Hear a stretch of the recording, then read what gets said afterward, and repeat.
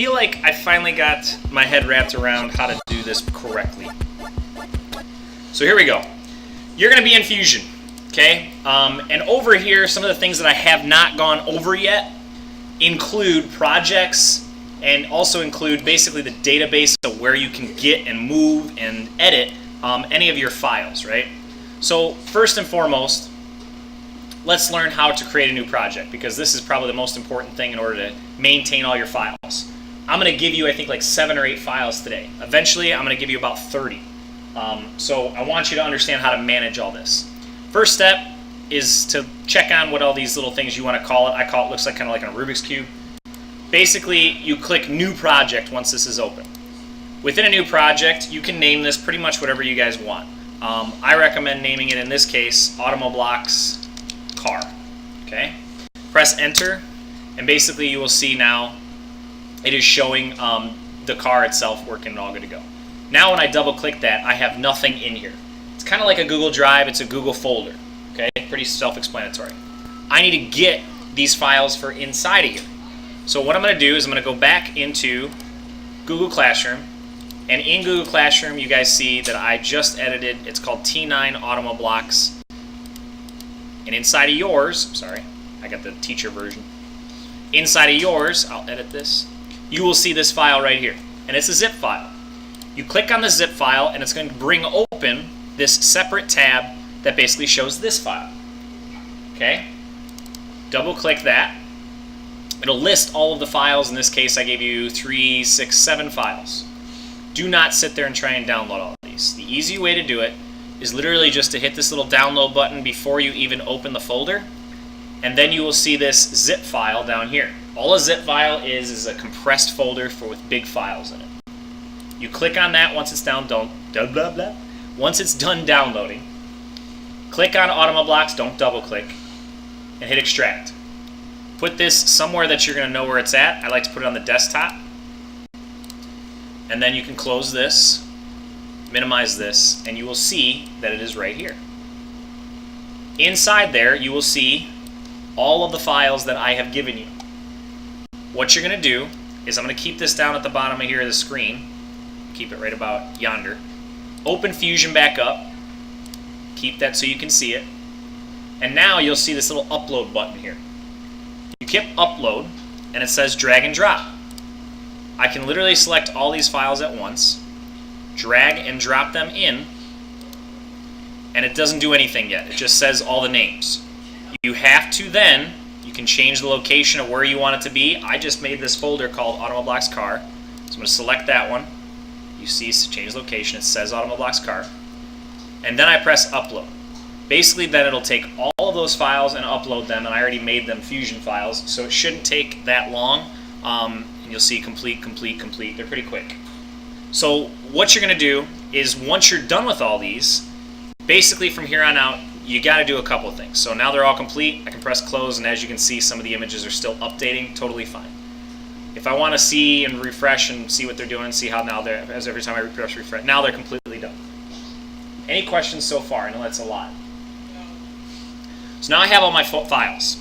Basically, you need to start thinking about how this car goes together. And I still have all the cars out, so you're more than welcome to go downstairs and see the way that they're going. But you need to figure out how this thing goes together properly. Okay? This being the truck. I know some of you have the blue, I know some of you have the red, but this time you're going to use the truck. Okay? Because I don't want to have 600 files that I got to manage. Just too much. So in a nutshell, when you take this whole entire thing apart, I would recommend starting with the body. And it's called the passenger section right here. To get files into a area, which is basically your work area, your workspace over here, basically take this, drag it, and drop it. In this case, I wanted this error to come up. This error is basically telling me that I can't do anything until I name this file. So I'm going to go ahead and File, Save it, and I'm going to save this as an assembly. I'm going to leave it in Automoblox Car and press Save. Now Automoblox Assembly, it's in Automoblox Car. I know that that's assembly. Now, when I try and drag and drop that passenger section, it'll place and pop in, hopefully. And you'll see that it's kind of on its side. I would recommend starting right out the gate doing a couple things. The first thing I would do is make sure that my cube is in the top right corner, the isometric view. Now you can rotate these objects right out the gate and then press, in this case, this box will show up over here for you guys. Press OK. Okay? Now when I go home or I go to the corner, you'll see that the piece is all ready to go. I'll zoom out a little bit. The very first thing I want to do with this first piece, okay, go over here, right click, and press ground. What grounding does is basically solidifies that piece right there. So when you connect things to it or try and move it, it's not going anywhere. Okay? So the next piece. Now that I have this whole thing good to go, I'm going to select another piece. I'm going to select this back part. Drag, drop. It'll come in and it'll be off. You rotate it. You can use the arrows to move it. And I would recommend trying to put this in the best location as it's going to be assembled as possible. You don't have to use all those arrows after you have placed it. You can then freely move it wherever you want it to go. Okay, I put some decals on here, some fun stuff. The final product should look something, I'm going to show you, I'll show you that at the end. The next piece, and now you can, go through this, you'll see the car, okay? Next piece would be the front end. So I'm going to drag, drop, let it load, relocate, rotate, move, move. Okay. Press home, and now you'll see it starts a positioning and makes it look nice, right? Next piece I'll put in is the windshield. Drag and drop. Rotate where you want it to rotate. In this case, rotate around. Oops.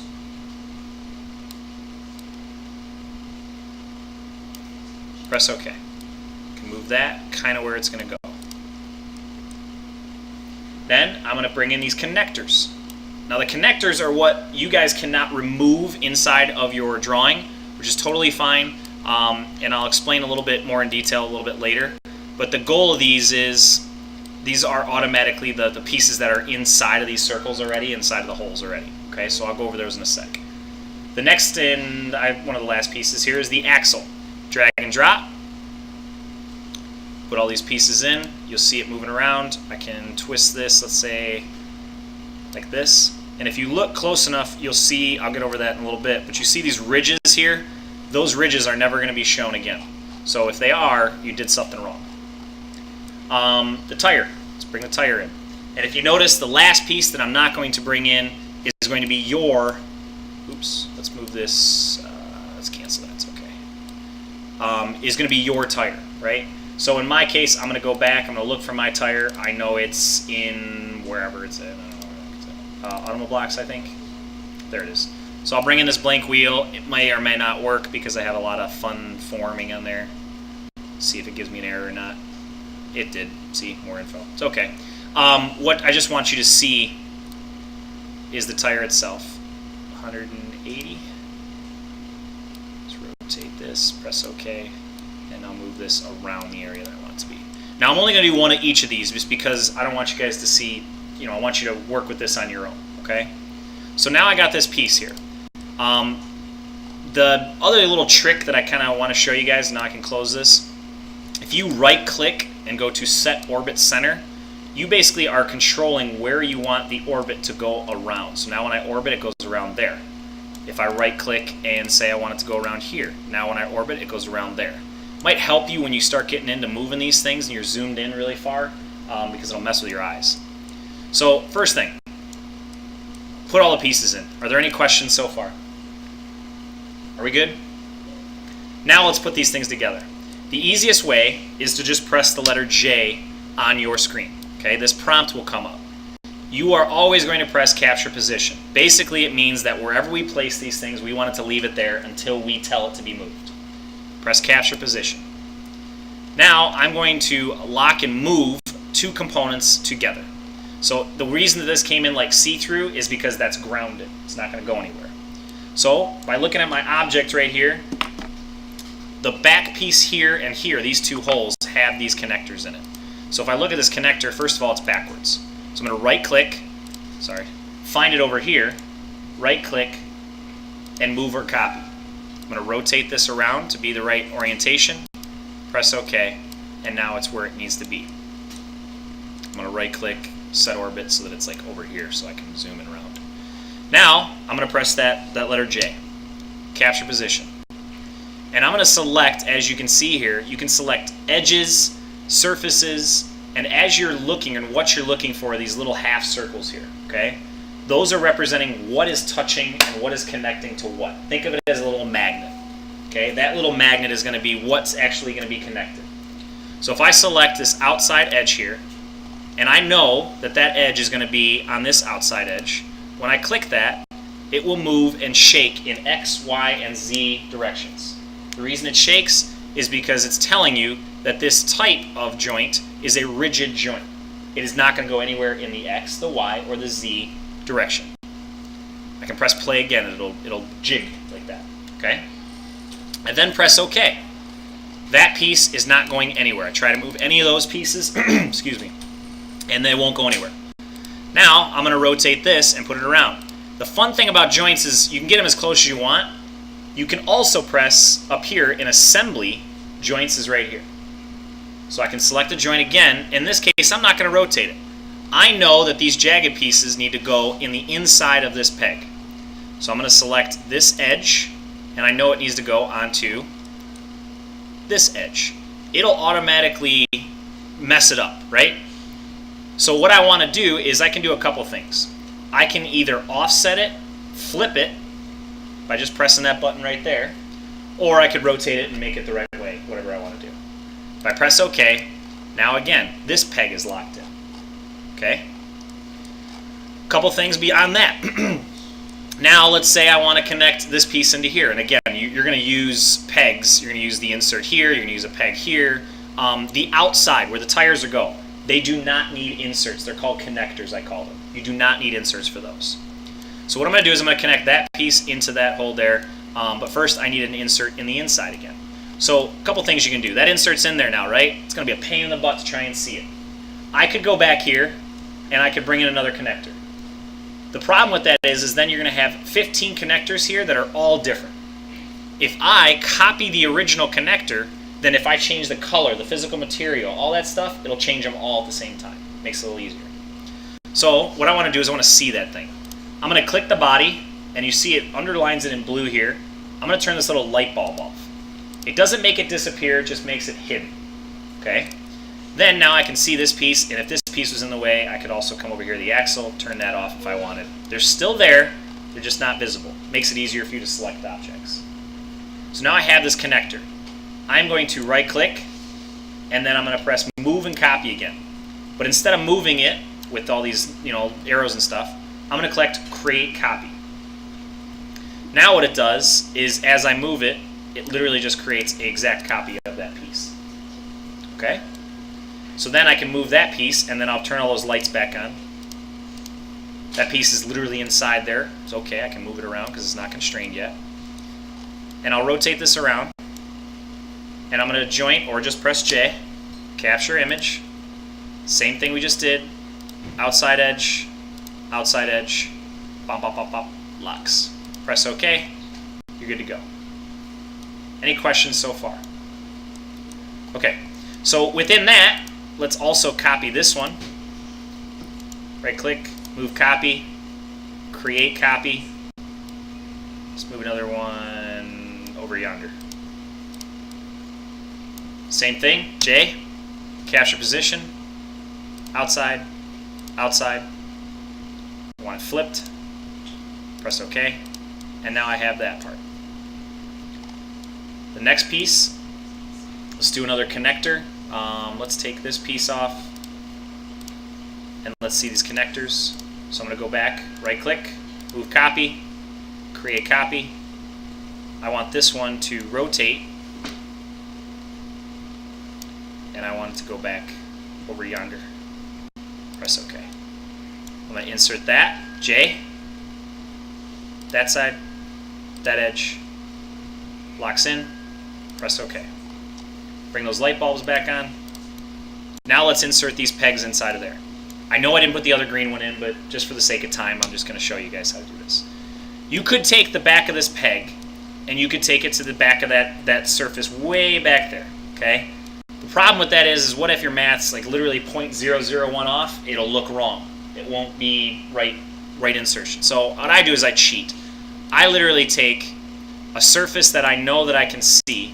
For example, this locked in right here, and this surface in the center. You see how it kind of locks in. Press that. It'll lock into that surface. I press OK. And I cheat because I know, I'm pretty sure my math's right. And real engineers won't be able to do that, but tolerances and all that jazz. But now you have the back end and the front end.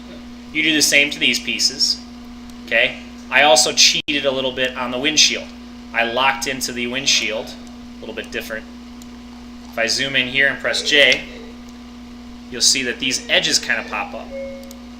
Select that. I know that that kind of goes here, but that's not going to help me either. So if I select joint, what if I insert these holes? How about just the center of this hole to the right side of this hole? It'll move and it'll lock in there as well. Okay, I press OK, and you're going to have to play with this and see where they go. But as I move these, they're not going anywhere. Any questions so far? All right, here's a little more fun stuff. Let's say if I have the axle here. If I right-click and press copy again, move this out. Let's go way out here. Press OK. Where did it go? Oh, it's a connector. Whoops. I'll do that. We want the axle. Right-click, move copy.